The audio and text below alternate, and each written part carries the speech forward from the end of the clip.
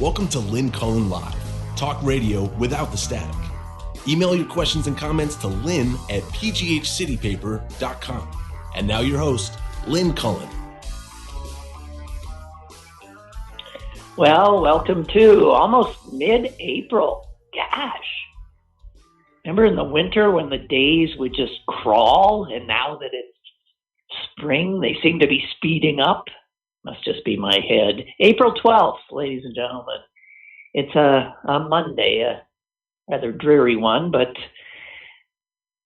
spring is sprung, and that does just wonders for my psyche. I did something yesterday that I don't know that I've ever done before. I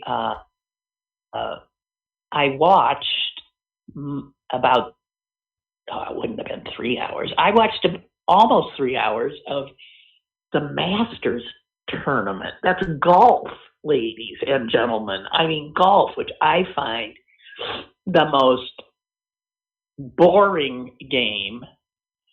My mother watches golf incessantly. There's always a golf game on, and she is always watching it. And I realized that the final round of the Masters would be some of the best golf one could see. And I thought, well, what the heck? I'll watch it. And then I got into it. And then I started to think, oh my God, I'm becoming my mother. But not really, because she plays golf. I don't think she's played in the last year, but she was constantly golfing and winning tournaments, and just loves that sport. I tried it a few times. She insisted that I had an incredible swing and would be a great golfer. But I just found it so endless, and then so cruel. 1 minute you're on top of the world because you hit a ball that goes soaring into the sky. You can't even see where it lands, straight as an arrow. And the next, you're in the water in a sand trap. You whiff. I don't know. So I just couldn't do it. It was not my game. But there I was yesterday, and it was a beautiful day. I kept saying to myself, for God's sake, what are you sitting in here watching a bunch of people hit little white balls around in Augusta, Georgia? Go outside. But I'd been outside, and I thought, no, I don't. It was so weird. I really still can't figure out why I did it. But I think partly in my head, I was trying to be close to my mom, because I knew she was doing it. Because heck, this is the Masters, and you damn well betcha she's doing it, and had been doing it since it began. And I sort of, you get into the drama that's created. And for those of you not at all interested, it was won for the first time by a Japanese golfer, Matsuyama. And he almost blew it right at the end. He was so far ahead, and then he almost blew it, I was just a wreck. I couldn't even watch at the end. But he did it. And I immediately thought, I gotta call Mom. And I looked at the time and I thought, oh, she's probably eating dinner. But what the hell? I gotta call Mom. So I called.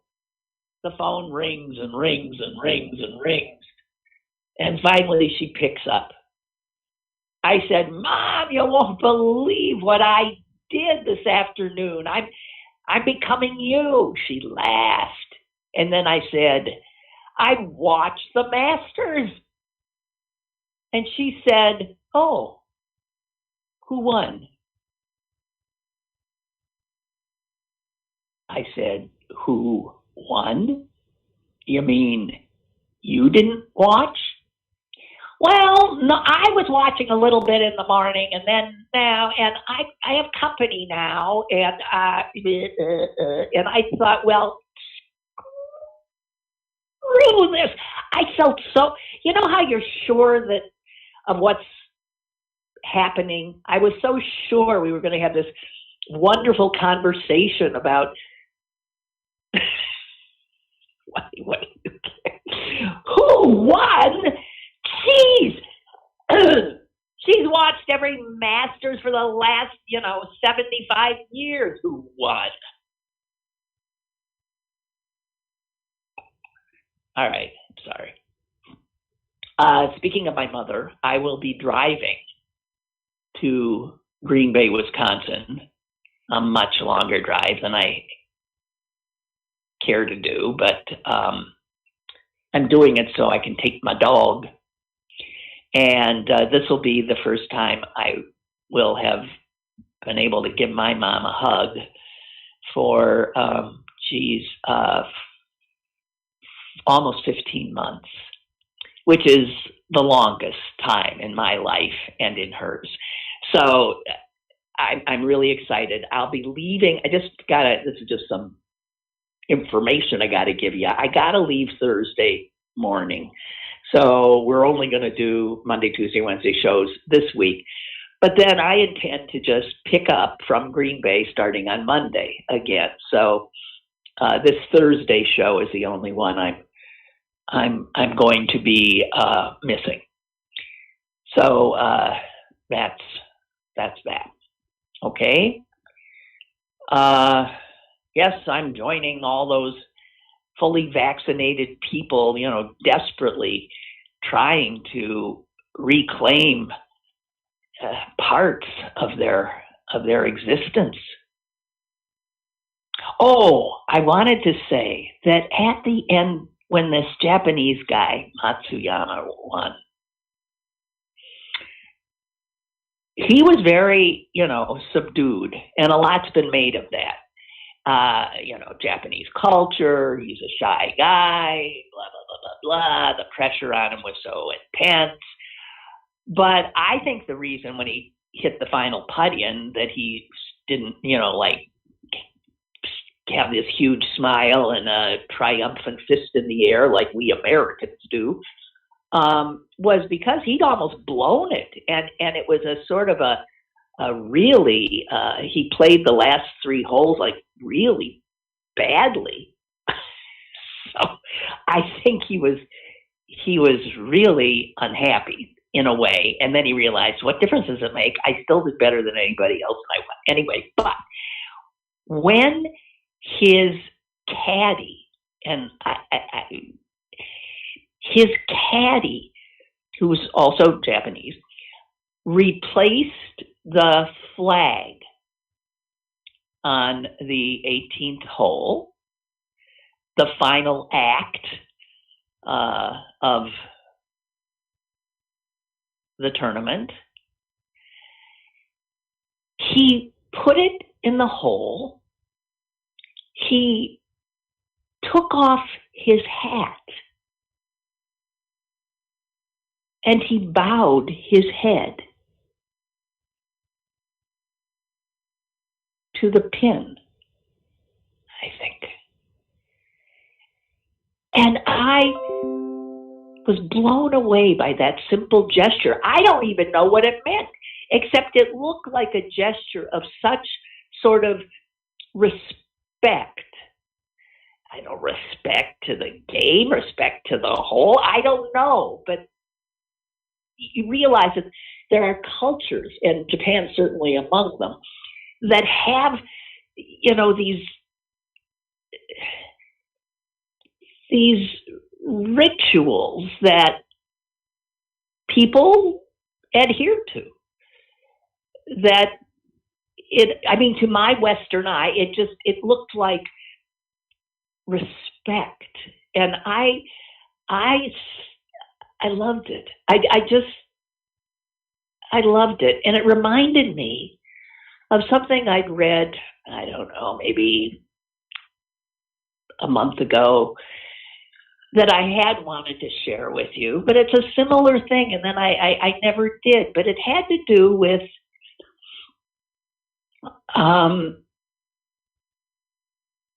another Asian, and I think this is a Korean person who had written this, and it was written immediately after the horrible murders in Atlanta at those massage parlors, where so many, I guess it was 4 women of Korean descent were gunned down. And the person who wrote it was a woman of Korean descent who actually is a minister at a Presbyterian church in Maryland. And she was talking about her reaction and how when she first realized so many of her Korean sisters had been killed, she said, "I didn't yet know their names, but I mourned them. I mourned them as sister, mother, daughter, aunt." Each of those designations with a capital: daughter, aunt, mother. And then she explained that in Korea, they don't often call each other by their given names.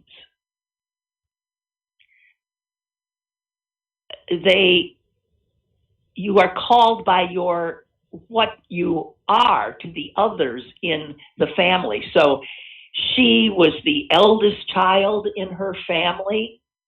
And so for as long as she could remember, that is what she was called, eldest daughter. Her mother called her father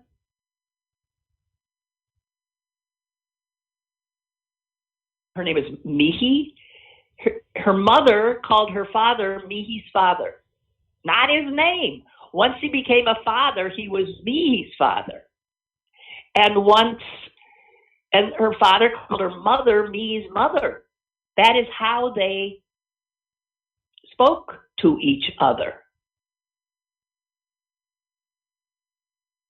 And when she was little, she said, why do you do this? Why don't you call him whatever his name is? Why don't you call her whatever? Why are you doing that through me? And her mother explained that who we are is inseparable from who loves us and whom we love. And again, I found that so wonderful. Really, so wonderful.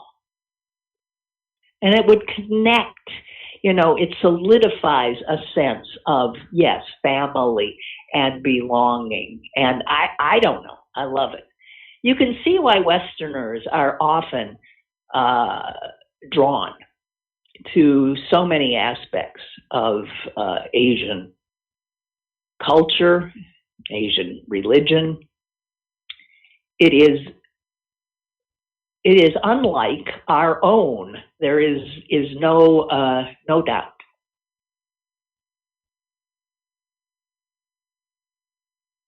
So those are just two little thoughts I had. And actually, that brings me to a book review that I read about a book that it didn't get a great review, but it's just some of the aspects of what the book is about that I found just fascinating. And it is about how Americans parent their children. And I have harangued American parents ever since I had a microphone in front of me, because I think we're just wrong. I think we're so wrong about how we parent. And I don't know that there's a right way, but I can tell that whatever the hell it is we're doing is wrong. It's wrong for the parents, especially the mothers, and it's wrong for the kids. This making the child the center of the universe is idiotic, if you ask me. It creates very self-involved, self-important, cosseted children. And the burdens placed on parents to, literally do, it just do so much for the child, supposedly so much for the child. But it's stuff that takes up, to be a mother in this culture is burdensome when it should be mostly joyful. So this book that I read the review of was written by a harried American mother who's I don't know what, she was a PhD or something. She's a science reporter. That's what she was for NPR, for God's sake. Very successful woman, has one kid, a 3-year-old, who's acting up all the time. Sounds like a kid you'd want to write, just throw out the door, frankly.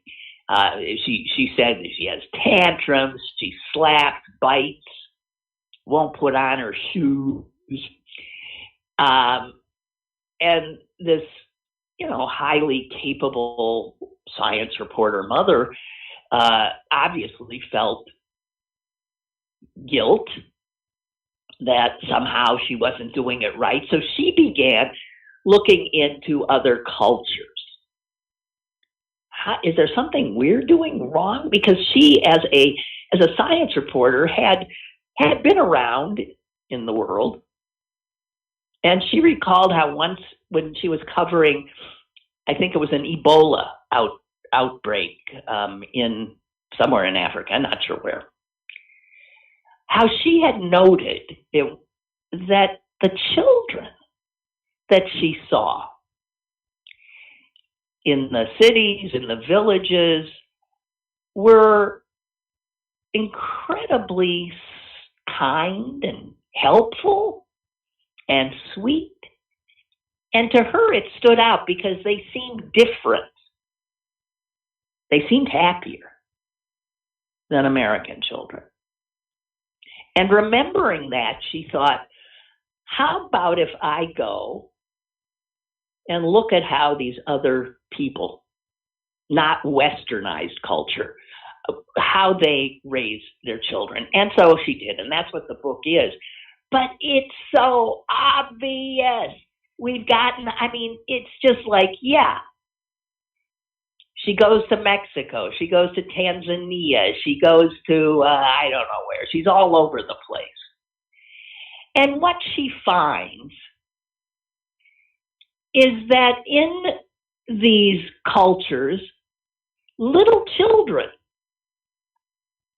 spend time with their mothers, and mostly matriarchal stuff, mostly with their grandmothers, their mothers, their aunts. But they are immediately involved, the children are, in whatever it is the mother's doing. So the mothers don't have to think, what can I do to keep her busy, to keep him busy, because I got to do this. No, the child becomes involved in the cooking, in the cleaning, in the baking, in the hoeing, in the digging, in the planting. The child is with the adults. And the child, chips in, because children love to be assistants. They love to do what the parents are doing. And so as they do that, for them, it's play, it's wondrous, but they're also, of course, learning. And the most important thing they're learning is that they are part and parcel of this family unit. And as such, are expected to contribute and be there. One of the things that just blew her away was in a Mayan village in the Yucatan somewhere. She said the children were not only no trouble, no tantrums, no nothing, but they voluntarily would see that something needed to be done and jump up and did it. So they were aware of all of the things that, tasks that a family does or a household does, and they did not in any way see themselves as an onlooker to this. It was something they could do.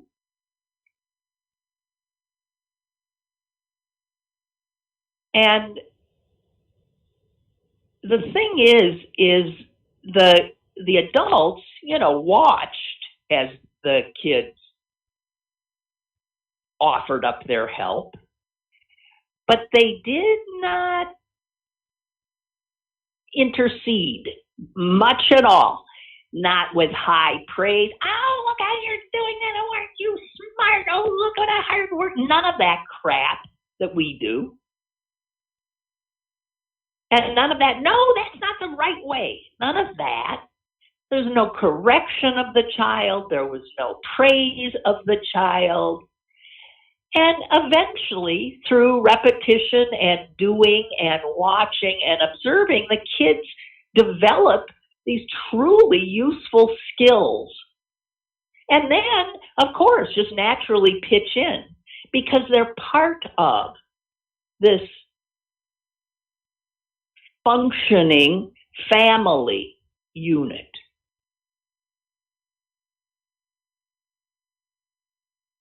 Now, admittedly, that would be a hard thing to do if what your job is sitting in a chair staring at a computer screen, right? And that's too bad. But if you're making dinner, then the children should be part of that, so that these kinds of tasks are part of being part of the team.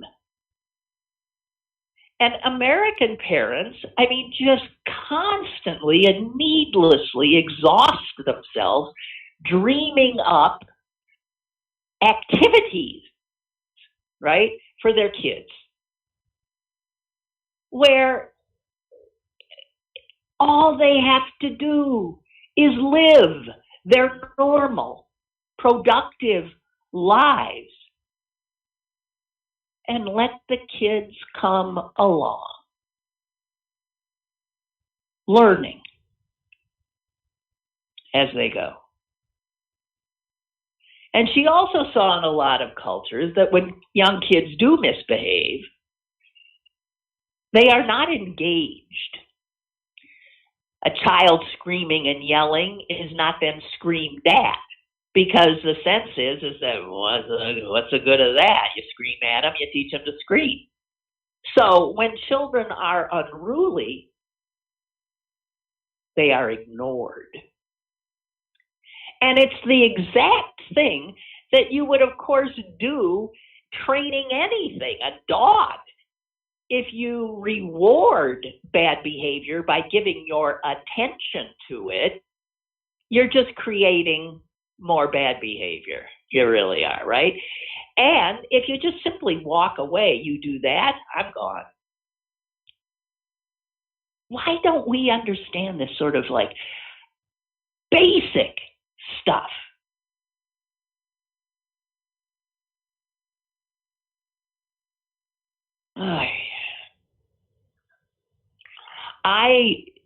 I'm still, you can tell, I'm still angry.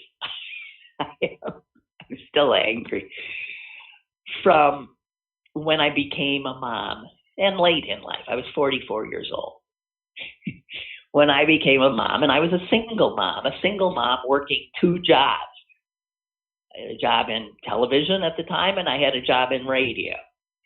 Did a 3-hour radio show. I was on the television. It was ridiculous. It was too much even without a little baby. But I was able to, hire somebody to be with my child when I was at work. And that didn't last all that long. Lasted long enough. But she died. Untimely, appalling death. Oh God, I still can't believe it. And I never replaced her. And my son was still very young. And that's when I quit television. And that's when I tried to get my schedule down so that I could do it. But what I so became enraged about was the expectation of what I, as a mother, would do for my son. And I found out it was like, you did his friggin' homework. You sat down and you did his homework. And my reaction was, why should I do his homework? That's his homework. I'm not doing his homework.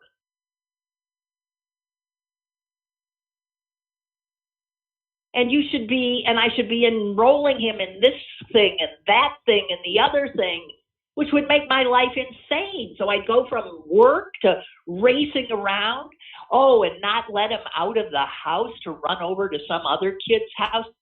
My kid walked by himself to the school. When he was in kindergarten, it was 2 blocks from my house. I see parents now walk their kid in the same neighborhood, walk their kids to the bus stop. They're there to greet the kid when they get off the bus. What the hell? What are we doing here? What is it we're afraid of? Why won't we let kids have a measure of control in their lives and navigate it and learn and become independent? God, I hate this stuff. I go nuts. I'm sorry. I should stop. I'll just stop. I'll just stop. But I got one more and I've told it, but I'll never get over it. What was it? 3rd grade or 4th grade science experiment or science, what do they call those things where you do a science project? I'm sorry. No, it's not my job. I'm not the one in school. So there was like an open house, and I went into the science class, and there were all the kids' work, their charts and stuff like that. And I couldn't believe what I saw. I could not believe what I saw because there was no way I was looking at a 3rd or 4th grader's work. There was no way it was a 3rd or 4th grader's work. Until you came to my kids. There was a 3rd and 4th grader's work. And it looked like crap next to all the others. And I was enraged by his humiliation. And I was enraged that the school knowingly let parents do their kids' work. And then graded them, essentially. And the kids who actually did their own, of course. I mean, they're little kids. They didn't measure up. I've never gotten over it. So my anger at all the parents that do this crap and they're not helping their kids. I have a friend who's very much in the same thinks the same way as I do, and her kids were a little older. And she was a great source of when I would say to her, but, you know, I'm not doing his homework for him, but he's not doing it either. What am I supposed to do? She said nothing. How's he going to learn about consequences if he, and you know what? She was right.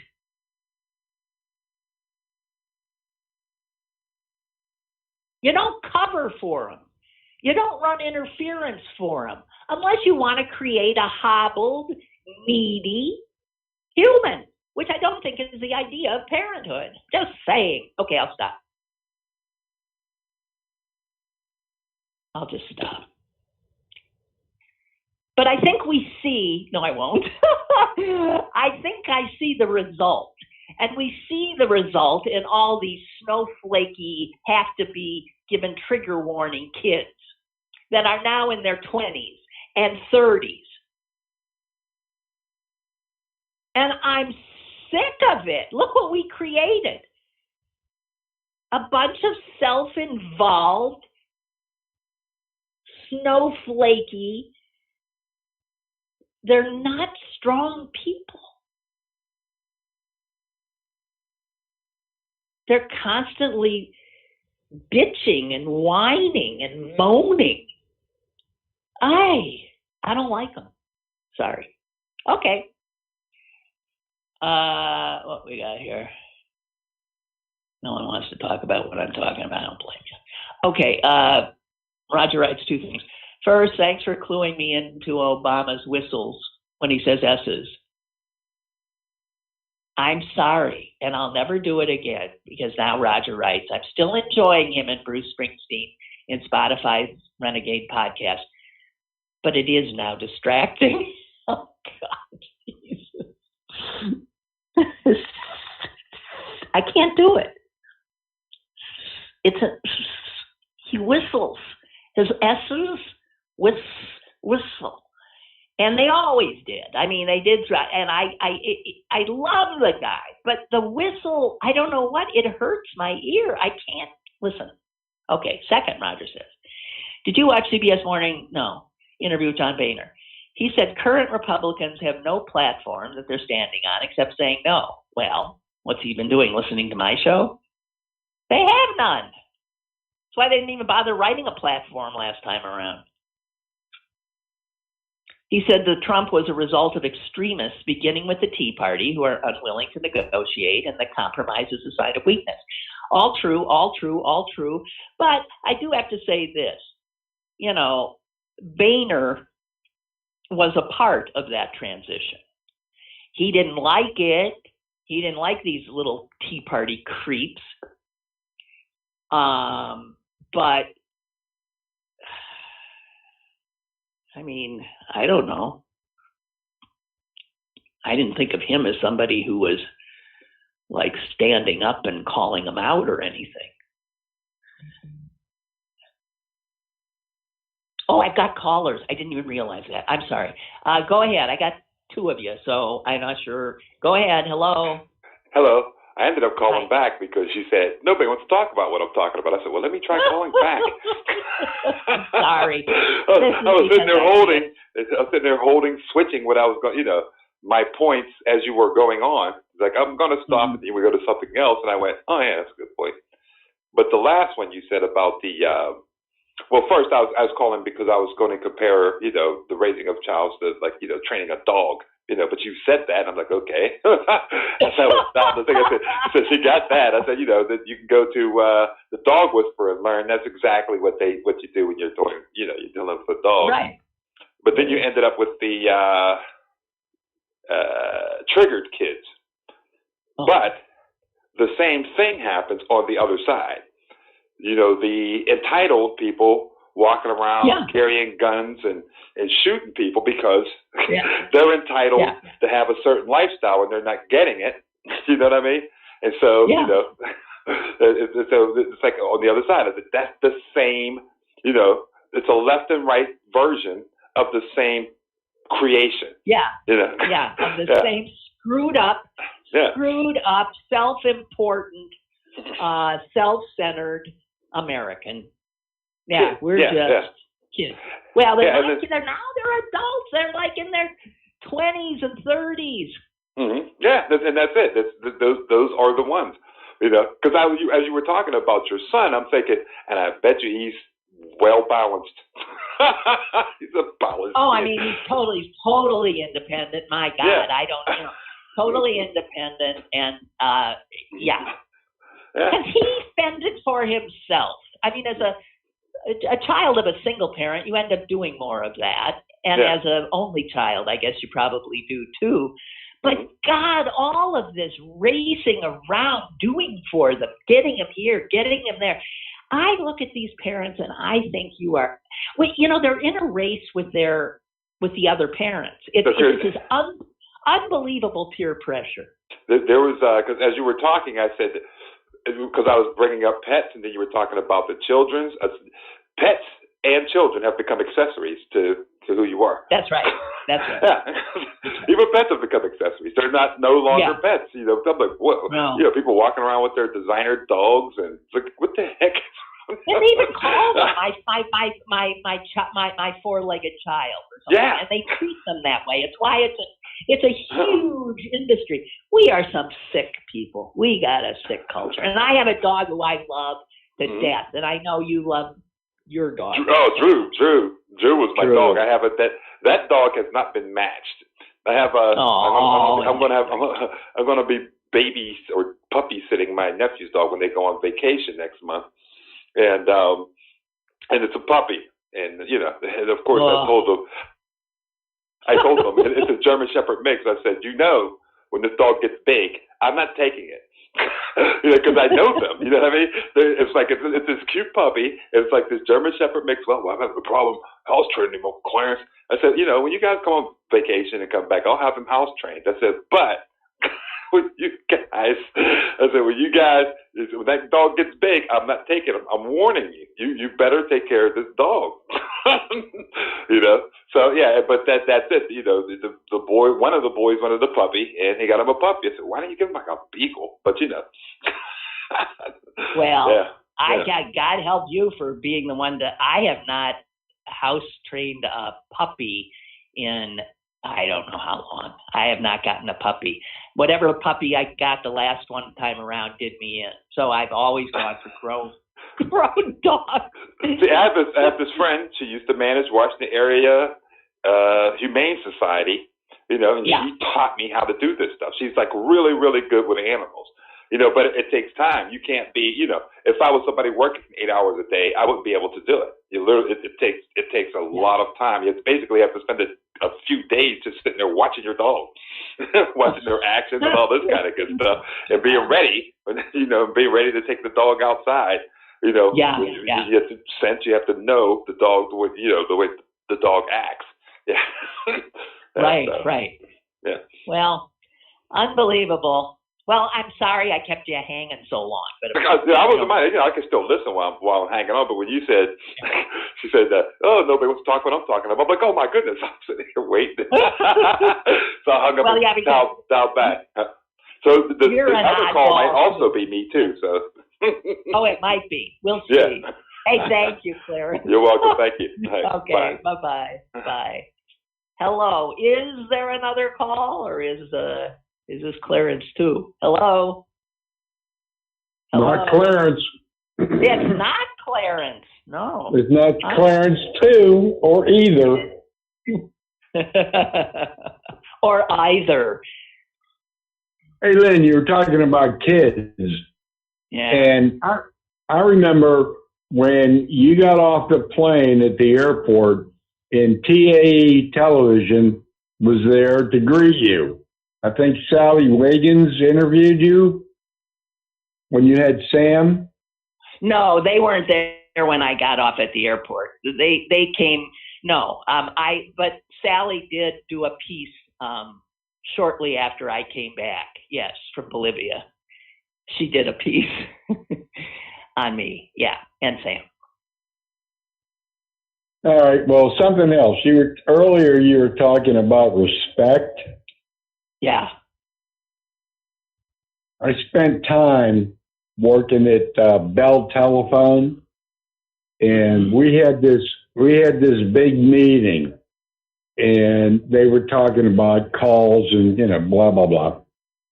And my supervisor turned to me and said, "What do you think about when you think respect?" And I said, "Aretha Franklin." Yeah. Everybody in the room broke up. Well, it's a good answer. I mean, it's probably, yeah, you hear the word respect, RESPECT. Sure. Yeah, so everybody in the room breaks up laughing. But you ever hear of If Looks Could Kill? Yes. Oh, that was yes. Okay. Well. Yeah, so my supervisor looked at me like I'm a dead man. Meanwhile, everybody's having a good time. They couldn't handle that. That place was so stuck up. I mean, it was ridiculous atmosphere. Everybody was, don't do this, don't do that, blah, blah, blah. So I come up with Aretha Franklin, and they went, "Oh, no." That's corporate America at its worst, huh?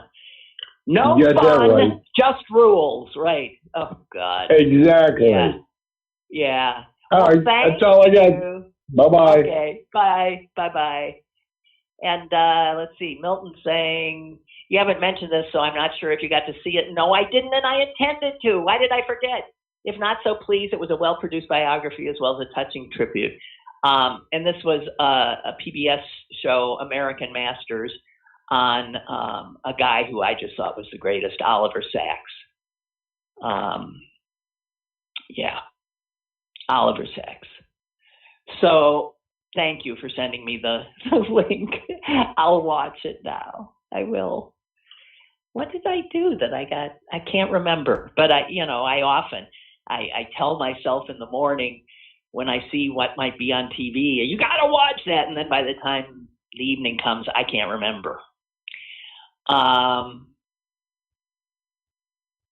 Chuck Wright said SNL did a parody on Saturday of Obama and Springsteen's podcast.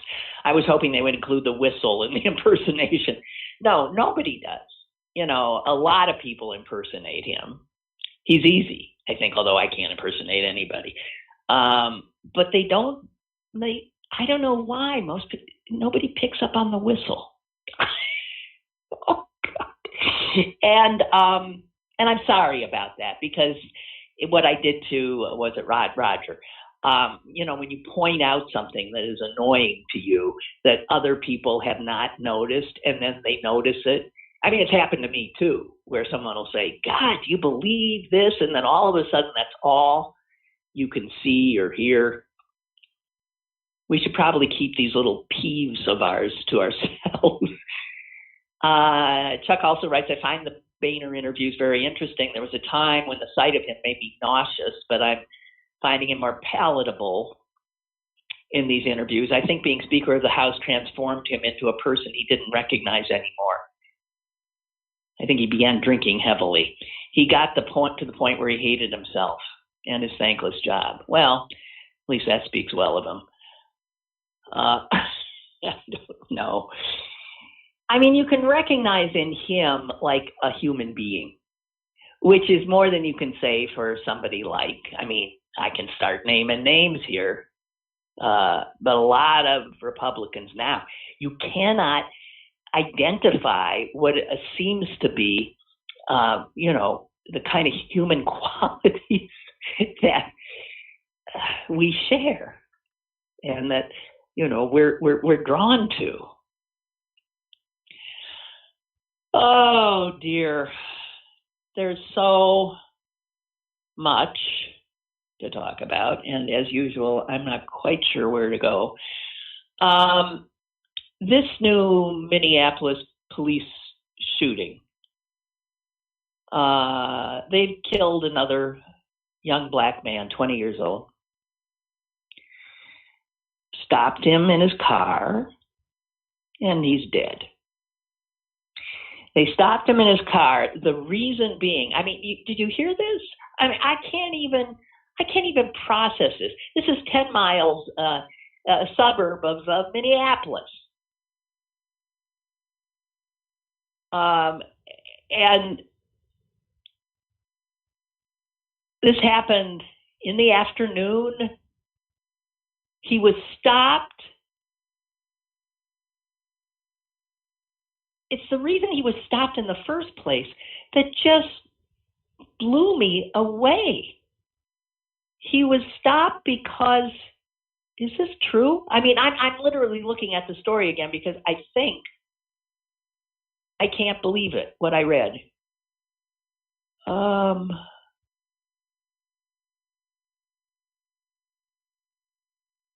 No, now I'm not seeing it.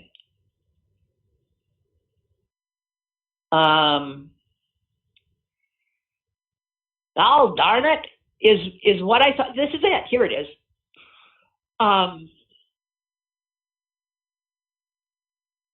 The father of the victim said police pulled him over because an air freshener was allegedly blocking his rear view mirror.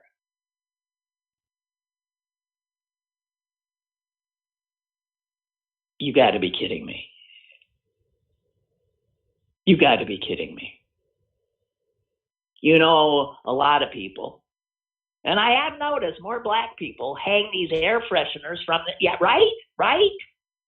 I don't like the smell of them, so I wouldn't myself. Why would, so if you're a young black man and you got an air freshener hanging from your, that is enough reason for cops to stop you?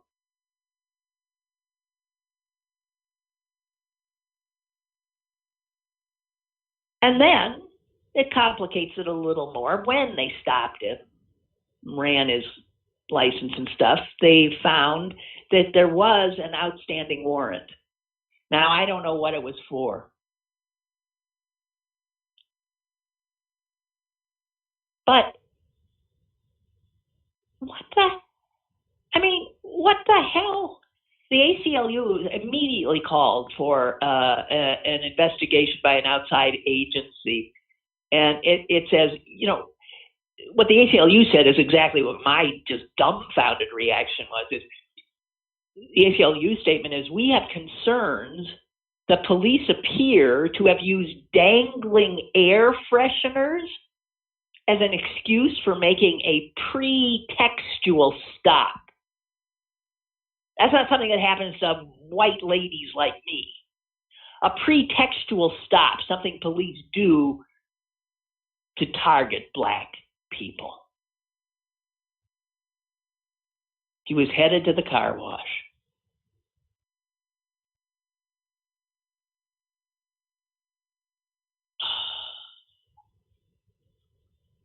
Unbelievable. I'm so sick of it.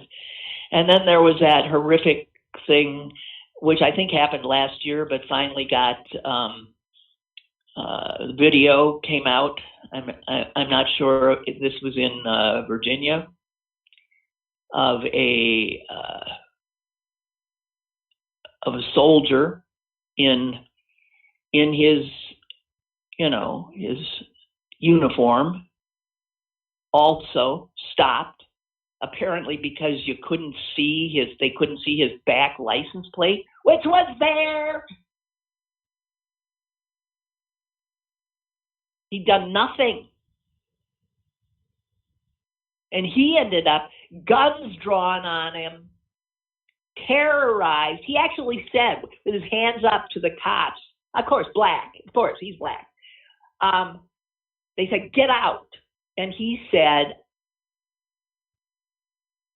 I'm afraid to get out. Yeah, he should have been.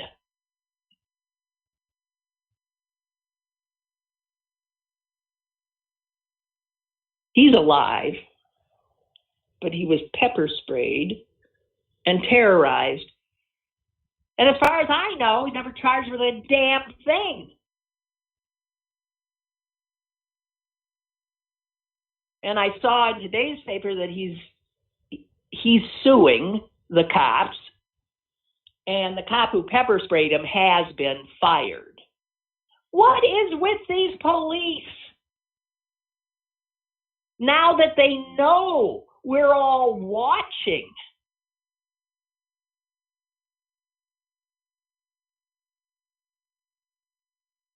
Incredible. It just makes me want to scream. And then I happened to see that some poor guy who stole 2 shirts in Louisiana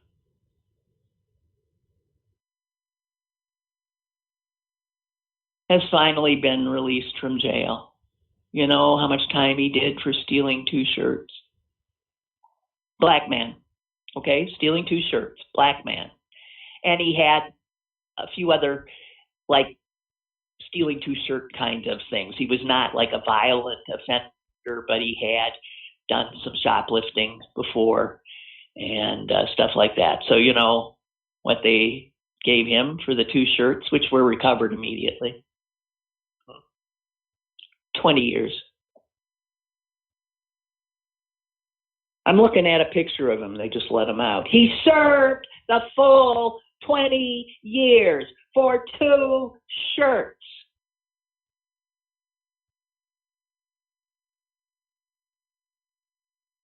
It's unbelievable. I think I have a caller. Caller, hello. Go ahead. Hi, Lynn. It's Dave from Washington. Dave from Washington. I just emailed you 10 seconds ago, so just ignore that because I called you instead.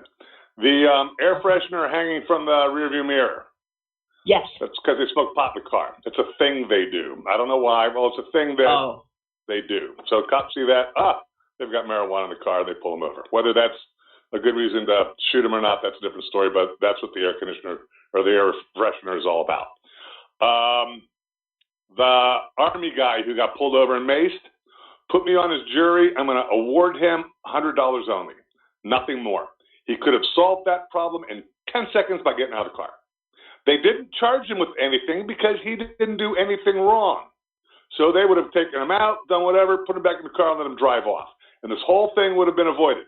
Now, that does not mean that they should shoot him in the eyes with mace. If you have they had guns drawn on him. I get out of the car. That's all he has to do. And you get shot. You're a black guy. If you fight and you argue, yeah, you're going to get shot. You get out of the car and you put your hands on the side of the car, you're not going to get shot. You get shot when the tensions rise by refusing to do what they say to do. Remember the people a couple of months ago, the woman thought that the kid had her phone? Yeah. And that got big and ugly because they wouldn't show her the phone? That could have been resolved in 10 seconds. All they had to do is say, look, lady, this isn't your phone. Boom.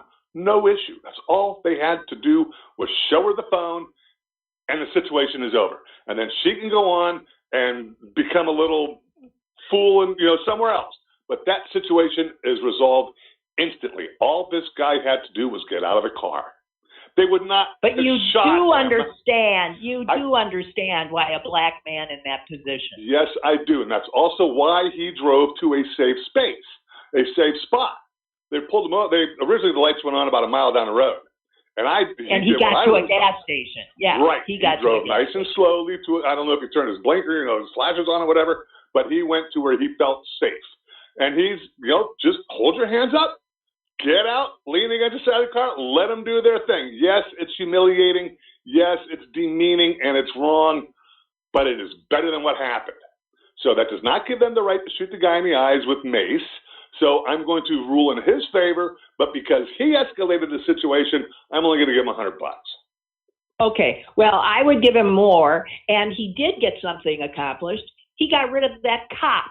Well, that cop doesn't have a job. Well, even that's not. But that cop escalated it. Well, that cop escalated. You know what? They're going to ruin your day. If a cop tells you to do something, whether they are right or wrong, they are going to ruin your day. Now, at the end, you may win, But man, your day is ruined. You are screwed. You just got shot in the eyes with mace. And if that's the worst that happens to you, that's a good day for refusing to do what a cop tells you to do. Cops could be entirely wrong. And you could be 100% right. If a cop's telling me to get out, yeah, but when they say get out of the car, are there guns drawn on you? I mean, I would give a fuck. Get out of the car. Please. Get out of the car. Man. You think you're going to win by sitting in the car? Do you think you're going to, in the end, they're going to say, all right, sir, well, thank you very much. Well, a black man Go will ahead, say, drive home. you don't win either way. I mean, I can give you a list of names. Johnny Gamage, okay? I understand all of that. Okay, I understand all of that. They are not going to improve their situation by saying no to the cop. They are going to lose. You are going to lose if you say no to a cop. You can be 100% right and still end up dead.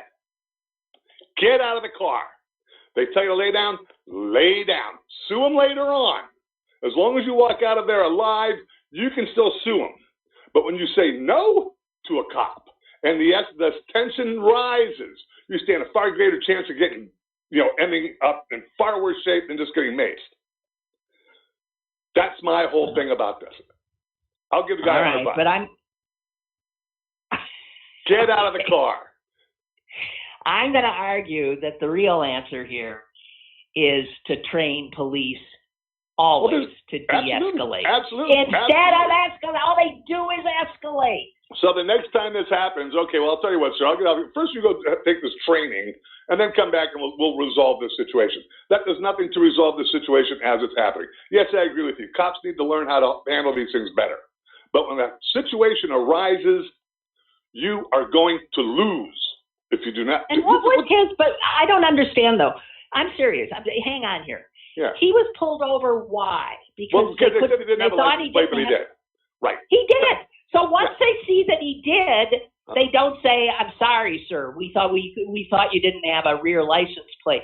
How, when their initial reason for pulling him over turns out to be bullshit, right? Do you get to guns drawn, get out of the car? Because things have already gotten out of hand. Things have already gotten out of hand. You get out of the car, they say, you don't have license plates. They say, yes, I do, sir. Look, go look. There's license plates. Cop in the back says, yeah, hey, there's license plates here. All right, sir, we're sorry. Get back in your car and go home, please. Do you think you're going to sit in the car and say no to a cop, and in the end they're going to say, okay, we got you. You're right. Please go home. It's not going to happen. I'm not sure we agree on this. I think if you're a black man in a car and you get stopped by white fucking cops, you're in danger no matter what the hell you do. You can stay, you can get out. I don't disagree. All right. You're escalating. It got to the point where it's no longer about the guy's license plates. It's about this guy won't get out of the car. It's about this guy disrespecting him. This black guy disrespecting him. Do you think sitting there is going to resolve that? The idea is to resolve the situation. The long-term goal is police reform. But at that exact incident, that moment, the most important thing was to diffuse the situation. But David, I'm just saying that if the reason for his being in the police, where the police had him, was clearly a mistake. Yeah. Then the people who should have de-escalated were the cops. Everybody involved had the responsibility to de-escalate the situation. The cops Everybody poor guy. involved. Okay, well, the cops didn't do it, so then it's the guy's job. It's simple. It would have been over. It would have been over in 2 seconds. We would not know anything about this. The guy and the girl with the cell phone, none of us would know anything about this because there would not have been an incident. The only reason why there is because they refuse to help diffuse the situation. It's that simple. Okay. All right. Nothing's ever that simple. Okay, you. All right, thank you. All right. Thank you. I appreciate it. Bye-bye. I think we have one more caller. Can we squeeze someone in here? Hello? Hello. Hello? Hello, yeah. I'll make it quick. I agree the profiling with blacks is terrible, but I know of a situation where a person had tinted windows. They pulled him over. It was a white guy. He didn't get out right away. He was getting his license out. They pulled their guns. They yanked him out of that car, threw him on the ground, and his head against the thing. And they said, "Why didn't you get out of the car?" And that's just how it is. The guy's right. And this is from the cops, because I have brothers who are cops. You gotta listen to the cops. If you don't listen to the cops, you're shit out of luck. You really are. You have to obey them. You do. But I agree that this profiling, these cops are terrible. Some of them. These were terrible cops too. They don't use common sense anymore when they do that. They just go right to the gun or whatever. Yeah, no, they're. I don't see. Personally, I get my backup. I don't like some bully boy with a gun and a badge, that I have to kowtow. I don't. You think of what we call police when you were a little kid. What were they called? The police officers were also peace officers. And you look on their cars and it says to serve and protect. And none of that is what's going on with these kind of cops. No, and I think they don't pay enough money. And I don't. It's so dangerous. They get the bottom of the barrel. I really think that, especially local cops, a lot of them, it's terrible. And you get in like a state police and that, it's a little better caliber, I think. They're trained better.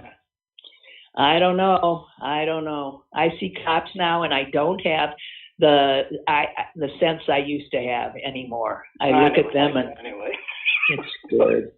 Well, I mean, there's good. I'm not so far gone that I won't say there are good people who are cops who do the right thing, who save lives. Yeah, there are. Who do their job. But man, there are way too many of these racist, militaristic assholes, and there's too many police chiefs and departments that's all they're about. Yeah, you're right. Yeah. Okay. All right. Thank you. Okay. Bye. Bye. Okay. I think that's it. A little bit over time. Oh, I could do another P. There's a guy with a leaf blower in my yard. I hate it. I was listening to the birds, and now there's a deafening frigging. I hate them. I hate it. It's hard being me because there's so many things that enrage me. Not good for my blood pressure. I think I'll go take some deep breaths and maybe do a little meditation and try to get a little more, I don't know, calm down. And I'll look forward to seeing you guys again tomorrow. Okay? Have a good one.